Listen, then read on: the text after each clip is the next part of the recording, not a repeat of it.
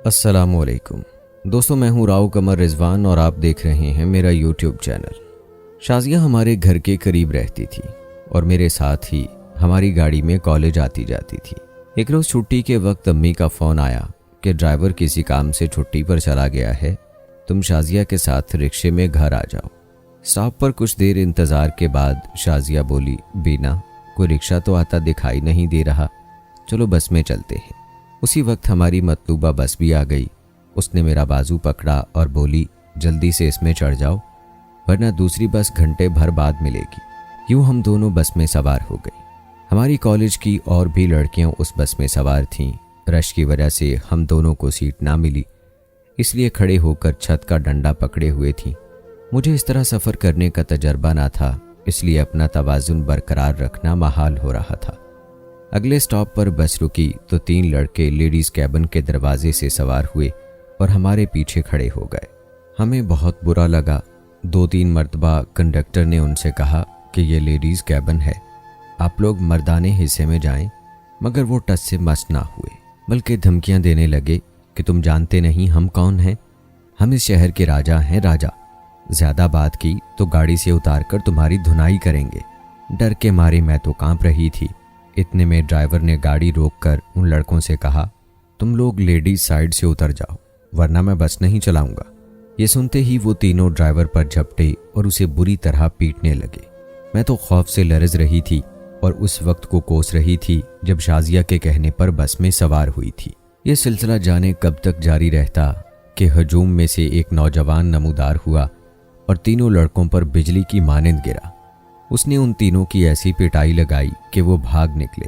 इससे पहले कि लोगों को लड़ाई का सबब पता चलता, हम दोनों बस से उतरकर रिक्शे में सवार हो गईं। घर आकर भी मैं परेशान थी। अम्मी ने वजह पूछी, मगर मैंने इस वाक़े का जिक्र ना किया। दिन गुजरते गए, मगर मेरे जहन से उस नौजवान का ख्याल ना निकला जिसने उन आवारा लड़कों का दिमाग ठिकाने लगाया था। इस वाक़े को 2 माह गुजर गए। कॉलेज का ट्रिप पिकनिक पर जाने को तैयार हुआ। हम सब तालिबात बहुत खुश थीं, सब ने खूब एंजॉय किया। तभी अचानक मेरी नज़र सामने से आते नौजवान पर पड़ी। ये वही दलेर लड़का था। मैं महव होकर उसे देखने लगी कि ये कहाँ से आ गया यहाँ। ऊंचा, लंबा, गंदमी तांबे जैसी सुर्खी माइल रंगत, वो अकेला था। मैंने शाजिया से कहा, ये वही है ना? वो बोली, हाँ वही लगता है, चलो इसको शुक्रिया कहते हैं। नहीं भाई, खुदा जाने कौन है। मगर शाजिया ने उसकी जानिब कदम बढ़ा दिए। वो दलेर लड़की थी। उसने बातचीत के लिए पहले सलाम उसे किया, मगर नौजवान ने सलाम का जवाब नहीं दिया। साफ जाहिर था कि वो बात नहीं करना चाहता था या उसने हमको पहचाना ना था। उसकी बेनियाजी पर मेरी सहेली का खफ़त से मुंह उतर गया तो मैं आगे बढ़ी और उसकी शर्मिंदगी मिटाने को उस लड़के को सलाम किया और हैरत ज़दा रह गई कि उसने मेरे सलाम का जवाब नरमी से दिया। ताहम मैं बात बढ़ाने की हिम्मत ना कर सकी। तभी शाजिया ने बात शुरू कर दी। बोली, दरअसल हम आपका शुक्रिया अदा करना चाहते थे। उस दिन हमारी वजह से लड़ाई हुई थी और आपने उन बदमाशों को मार भगाया था। मैं आपका शुक्रिया कबूल करता हूँ। अगर वो मैं होता, आपको गलतफहमी हुई है, मैंने किसी की खातिर लड़ाई नहीं की। उसका जवाब सुनकर हम दोनों चुप रह गईं। ये बहस नहीं की कि उस रोज़ आप ही थे, मगर शाजिया ने हिम्मत करके उसका नाम पूछ लिया। तब उसने अजीब सा नाम बताया, यतीम। लड़कियां बस में सवार हो रही थीं, हमें भी जाना था। तभी बस चल पड़ी। तमाम रास्ता में शाजिया से कहती गई कि ये वही शख्स था और वो कहती कि ये वो नहीं था। हमको गलतफहमी हुई है। अगर वही होता तो इसको इकरार करने में क्या कबाहत थी। दिन गुजरते गए, हमारे पर्चे शुरू हो गए। मुझे दिन रात मेहनत करना पड़ी। पर्चे ख़त्म हुए। घर में कुछ परेशानी थी क्योंकि वालिद की रिटायरमेंट करीब थी और वो सोच रहे थे कि अब क्या करें। एक दोस्त ने उनको मशवरा दिया कि मेरे साथ फैक्ट्री में हिस्सेदार बन जाओ। पापा ने सोचा कि कारोबार तो करना ही है, यूं वो बिज़नेस की तरफ आ गए। शुरू में काफ़ी परेशानी रही, लेकिन फिर कारोबार बिलाखिर चल पड़ा और कमाई का दरवाज़ा खुल गया। पापा अब अपना तमाम वक्त बिज़नेस को देते। कुछ अर्से बाद उनके शराकतदार ने कनाडा शिफ्ट होने का फ़ैसला कर लिया और सारा बिज़नेस मेरे वालिद के हवाले कर गए। अब उनको किसी माविन की ज़रूरत थी, लिहाजा वो भाई नादिर को साथ ले जाने लगे ताकि ये कुछ कारोबारी रमूज सीख ले तो उनका दस्ते रास्त बन जाए। एक दिन अचानक हमारे घर पर गम के बादल छा गए। फैक्ट्री से घर आते हुए मेरा जान से प्यारा भाई गुंडों में घिर गया। उन्होंने काफ़ी रकम का मुतालबा किया जो वो ना दे सका। उन्होंने बेरहमी से नादिर भाई को गाड़ी से खींचकर बाहर निकाला और गोली मारकर सड़क पर फेंक गए। पापा बिजनेस के सिलसिले में बैंकॉक गए हुए थे। हम अस्पताल पहुंचे तो पता चला कि भाई का ऑपरेशन हो रहा है। जब डॉक्टर साहब बाहर आए तो दिल धक धक करने लगा। उन्होंने तसल्ली दी कि गोली टांग में लगी है और हालत खतरे से बाहर है। शुक्रिया अदा कीजिए उस शख्स का जिसने आपके भाई को जख्मी हालत में देखा तो बर वक्त अस्पताल पहुंचा दिया, वरना ज़्यादा खून बह जाने से जान भी जा सकती थी। जब हम अंदर गए तो ये देखकर हैरान रह गए कि जान बचाने वाला वही शख्स था जिसका हमने पिकनिक पॉइंट पर शुक्रिया अदा किया था। अम्मी की हालत तो अभी तक ना संभल रही थी। उनका रो रो कर बुरा हाल था। भैया को होश आ चुका था। उन्होंने माँ को तसल्ली दी कि अब मेरी हालत ठीक है, अल्लाह ने बड़ा करम किया है। फिर उस शख्स का पूछा जो उनको अस्पताल लाया था। अम्मी ने उसको अंदर बुलाकर नाम पूछा। यतीम, उसने जवाब दिया। उसके नाम की अजायबत नज़रअंदाज करते हुए माँ ने उसको बहुत दुआएं दी। बेटा, तुम्हारा हम पर बड़ा एहसान है कि तुमने इसे अस्पताल पहुंचाकर इसकी ज़िंदगी बचा ली। मैं अकेला नहीं था माँ जी। खुशकिस्मती से मैं अपने एक वाकिफ़ कार की वैगन में था। हम किसी काम से वहाँ से गुजर कर जा रहे थे। इस शख्स को मैंने कहा कि हम इस ज़ख्मी को अस्पताल ले जाते हैं। उसने मेरा कहा मान लिया, तभी ये मुमकिन हो सका। शुक्रिया उसका अदा करना चाहिए कि गाड़ी उसकी थी। उसके बाद यतीम साहब ने अम्मी से इजाज़त तलब की और चला गया। जाते हुए कहा कि आप अपना फ़ोन नंबर दें तो मैं भाई की खैरियत दरियाफ्त कर लूँगा। अम्मी ने पर्स से कार्ड निकाल कर उसको दे दिया जिस पर पापा का नंबर लिखा हुआ था। मैं उसका शुक्रिया अदा खुद करना चाहती थी मगर उसने मौका नहीं दिया। इससे बात ना कर पाने का अफसोस मेरे दिल को तड़पाने लगा। बाद में उसने पापा को कॉल करके नादिर की खैरियत दरियाफ्त की और कई बार भैया को देखने अस्पताल भी गया। भैया ठीक हो गए तो डॉक्टर ने घर जाने की इजाज़त दे दी। ताहम इस दौरान उनकी दोस्ती यतीम के साथ हो गई थी। तभी मेरे वालिद ने उसे घर पर मदऊ कर लिया।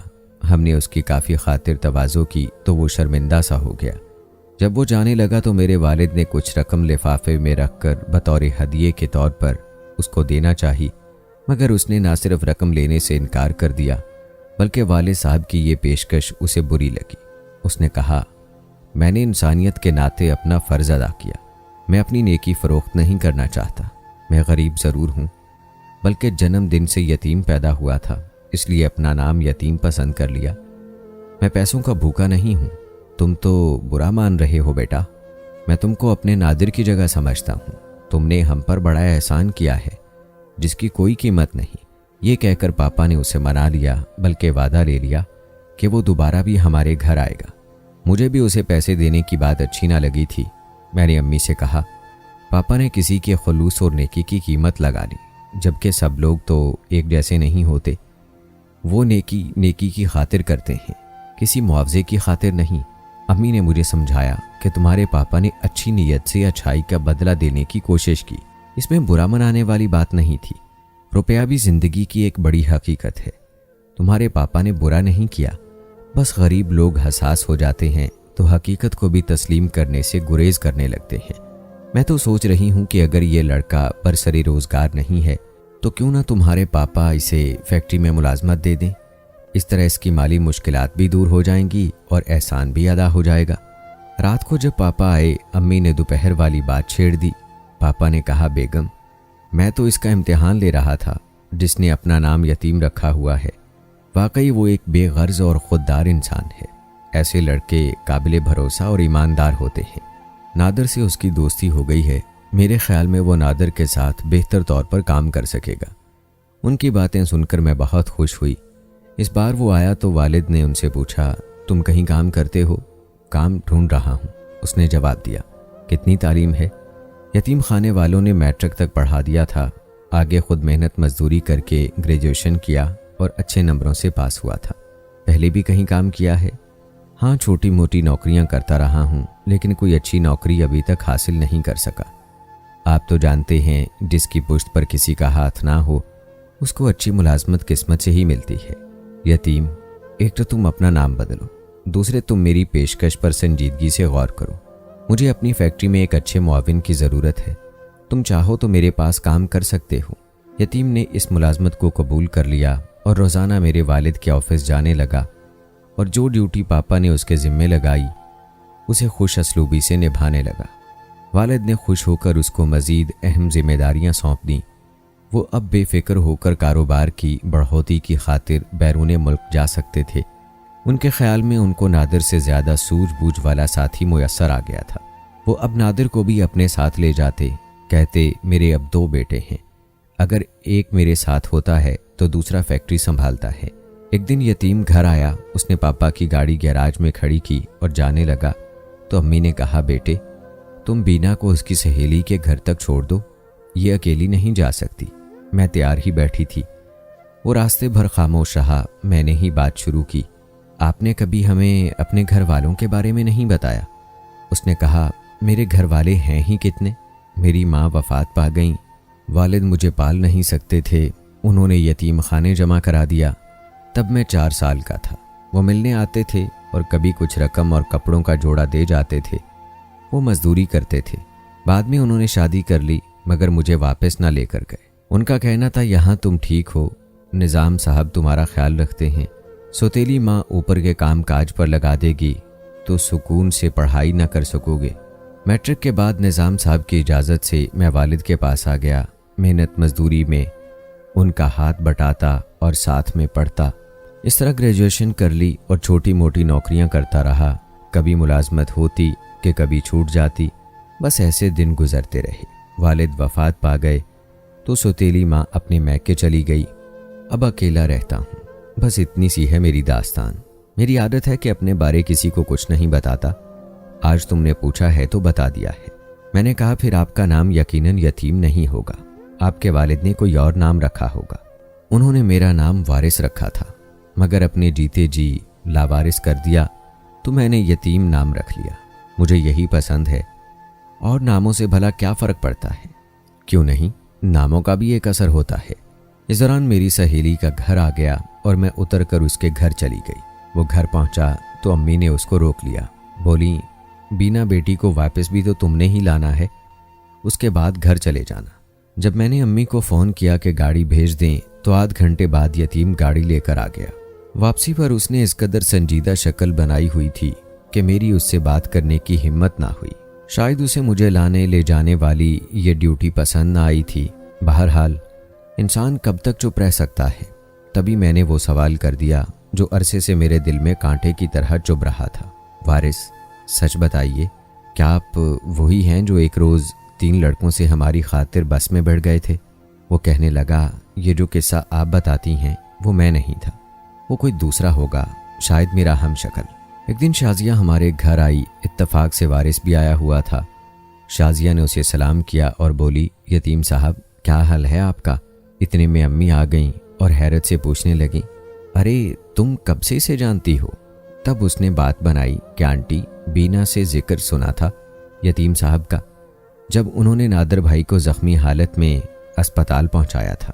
وارث نے یہ باتیں سنی انسنی کر دیں اور فائل لے کر چلا گیا۔ شازیہ اپنی سالگرہ کا کارڈ دینے آئی تھی، کہنے لگی کہ میں اسے بھی مدعو کرنا چاہتی ہوں۔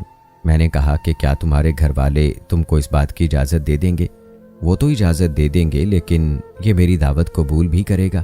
کرے نہ کرے تم دعوت نامہ دے دو، قبول کر لے گا تو مجھے تمہارے گھر لانے کے بہانے آ جائے گا۔ ٹھیک ہے۔ اس نے ایک دعوت نامہ اس کے نام کا لکھ کر اگلے دن شام 4 بجے مجھے جانا تھا۔ پاپا اور نادر آذربائیجان گئے ہوئے تھے۔ اب مجھے شازیہ کے گھر لے جانے کی ڈیوٹی اس کی تھی۔ اس نے بہت کم لوگوں کو مدعو کیا تھا۔ وارث کو دیکھ کر وہ خوش ہو گئی اور میرے ساتھ اندر بلا لیا۔ پارٹی ختم ہو گئی تو گاڑی تک چھوڑنے آئی اور اسی وقت وارث کو میرے حوالے سے کوئی زو مانی بات کہہ دی۔ واپسی میں وارث نے مجھ سے کہا، کیا تم نے کوئی ایسی ویسی بات سہیلی سے کہی ہے جو وہ اس قسم کی بات کہہ رہی تھی؟ اگر تم نے کچھ کہنا ہے تو مجھ سے کہہ دو، اپنے اور میرے حوالے سے، کسی اور سے کوئی ایسی ویسی بات نہ کرنا، اس سے تمہارے والد صاحب کی عزت خراب ہوگی۔ یہ موقع اچھا تھا، سو میں نے صاف صاف کہہ دیا کہ وارث میں تم کو پسند کرتی ہوں اور تم سے شادی کرنا چاہتی ہوں۔ یہ بات میں نے ایک سانس میں کہہ دی۔ اس نے جواب دیا کہ اگر تم نے یہ بات مجھے پہلے کہہ دی ہوتی تو میں تمہارے گھر تک، تمہارے والد کی ملازمت تک، تمہارے بھائی کی دوستی تک، قرض اتنی دور تک نہ آتا اور شاید پہلے دن ہی چلا جاتا۔ میں تم سے شادی نہیں کر سکتا۔ کیوں نہیں کر سکتے؟ کیونکہ میں ایک بہت غریب آدمی ہوں، اب بھی ایک دوست کے دیے ہوئے کوارٹر میں رہتا ہوں۔ بینا بی بی، تم میری بات سمجھو۔ میں جب بے روزگار ہو جاتا ہوں تو قرض لے کر گزارا کرتا ہوں، مکان کا کرایہ قرض لے کر ادا کرتا ہوں۔ ایسے آدمی کو کیا شادی کرنی چاہیے؟ وہ کیسے بیوی سے انصاف کرے گا؟ اولاد ہو جائے تو کیوں کر اسے پالے گا؟ ایک یتیم کے سامنے یہ حقیقتیں بہت بڑی ہیں، کیونکہ اس کی قسم پرسی اس کے لیے ایک مثال ہے۔ میں نے کہا، سب سے پہلے تو تم خود پر سے یہ یتیم کا لیبل ہٹاؤ۔ تمہارا نام وارث ہے، یتیم نہیں۔ نام کا انسان پر بہت گہرا اثر ہوتا ہے۔ دوسری بات، اگر تم قرض دار ہو اور تمہارے حالات ابھی قرض ادا کرنے جیسے نہیں ہیں تو یہ کوئی مسئلہ نہیں، میں چیک سائن کر دیتی ہوں، اس سے تمہارا قرضہ ادا ہو جائے گا۔ مگر اس بات کا ذکر ہم کسی سے نہیں کریں گے۔ دیکھو بینا، تم مجھے اور میری مجبوریوں کو مت آزماؤ، ان کو میرے پاس ہی رہنے دو۔ میں شادی اس لیے بھی نہیں کروں گا کہ مجھے قرض ادا کرنا ہے، لیکن تمہارے اکاؤنٹ سے نہیں، اپنے محنت سے کمائے ہوئے پیسوں سے۔ اور دیکھو، میں غریب ہی نہیں، ایک شریف آدمی بھی ہوں۔ میں تمہارے والد کا ملازم ہوں، لوٹ مار کرنے نہیں آیا۔ اس کی باتیں سن کر میرے آنسو نکل آئے کہ اتنا ایماندار آدمی، جس کے ہاتھوں میں میرے والد کا کروڑوں کا کاروبار ہے، اس نے کبھی اپنے حالات کا ذکر تک نہیں کیا۔ اتنے میں گھر آ گیا، وارث نے گاڑی گیراج میں کھڑی کی اور چلا گیا۔ میں نے ہمت کر کے امی کو اس کے بارے میں بتا دیا۔ امی بولی، تمہارے پاپا واپس آ جائیں تو میں ان کو سب بتا دوں گی، وہ اس کا قرض ادا کر دیں تو وہ پریشانیوں سے آزاد ہو جائے گا۔ پاپا واپس آ گئے تو موقع دیکھ کر امی نے تذکرہ چھیڑ دیا کہ بینا اب شادی کے لائق ہے، اس کی فکر کرنا چاہیے۔ پاپا نے جواب دیا، کوئی ایماندار پڑھا لکھا اچھا لڑکا ملے تو شادی کا سوچیں۔ لڑکا تو موجود ہے، یتیم ہو کر پلا بڑھا ضرور ہے، مگر نیک، ایماندار اور پڑھا لکھا ہے، اچھی شکل و صورت ہے، اور اس کی ایمانداری، فرض شناسی کو بھی آپ نے آزما لیا ہے، کوئی آگے پیچھے نہیں ہے۔ اس کو گھر داماد بنا لیجیے، ہماری بیٹی ہمارے پاس رہے گی۔ اللہ نے ہمیں بہت کچھ دیا ہے، بس ایک نیک داماد چاہیے۔ تم ٹھیک کہتی ہو، سچ کہوں تو میرے دل میں بھی یہی بات ہے، وہ ایک ایماندار نوجوان ہے۔ ویسے تم پہلے بیٹی سے پوچھ لو، کیا وہ اس کے ساتھ شادی پر راضی ہو جائے گی؟ اگلے دن وارث آیا تو میں نے اسے بتایا کہ امی پاپا تمہارے ساتھ میری شادی کا سوچ رہے ہیں۔ اس نے جواب دیا، بینا، انسان جو سوچتا ہے وہ ہوتا نہیں، شاید اگلے لمحے ہم ایک دوسرے سے دور ہو جائیں۔ اس بات سے میں ڈر گئی۔ اصرار کر کے میں نے اسے کافی رقم کا چیک دیا کہ وہ قرض کے بوجھ سے نجات پالے، اور تاکید کی کہ اس چیک کا کسی سے تذکرہ مت کرنا۔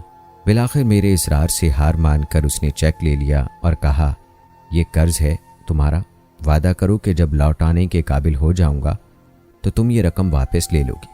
میں نے وعدہ کیا کہ ہاں، واپس لے لوں گی۔ 2 ماہ بعد میرے والد نے پھر سے شادی کا ذکر چھیڑا۔ میں نے وارث کو آگاہ کیا کہ وہ تم سے تمہاری اور میری شادی کی بات کرنے والے ہیں، بتاؤ کیا جواب دو گے؟ وہ پریشان ہو گیا، اور جب والد صاحب نے مینیجر سے ذکر کیا کہ وہ وارث کو داماد بنانے کا ارادہ رکھتے ہیں، تب اس کو میری بات کا یقین ہو گیا۔ تبھی اس نے مینیجر کے ہاتھ استعفیٰ دیا اور غائب ہو گیا۔ والد صاحب نے والدہ سے کہا کہ جو بھی معاملہ تھا، یتیم ملازمت چھوڑنے کی کوئی وجہ تو بتانی چاہیے تھی اور ہم سے مل کر جانا چاہیے تھا۔ اچانک غائب ہو جانے کی کیا تک ہے؟ ضرور معاملہ کچھ اور ہے۔ یہ لڑکا اتنا بھی سیدھا نہیں جیسا نظر آتا ہے۔ خیر، اللہ تعالیٰ انسان کے حق میں بہتر ہی کرتا ہے۔ اب تم یتیم یا وارث جو بھی ہے اس کو بھول جاؤ۔ اس کے بعد ان کے ایک دوست کے توسل سے اچھا رشتہ مل گیا اور انہوں نے میری شادی ظفر سے کر دی۔ ظفر پڑھے لکھے اور خوشحال تھے، اس سے بھی بڑھ کر وہ ایک اچھے انسان تھے۔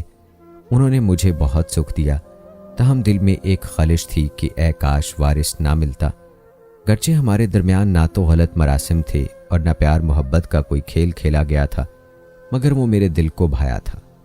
دعا کرتی تھی کہ کاش ایک بار وہ کہیں نظر آ جائے، پتہ تو چلے کس حال میں ہے۔ خدا نے میری دعا سن لی۔ شاید میرے دل سے اس کی یاد کا کانٹا نکالنا تھا، ورنہ یہ عمر بھر مجھے تکلیف دیتا رہتا۔ ایک دن میں اپنے خاوند کے ساتھ بازار گئی، یہ چاند رات تھی۔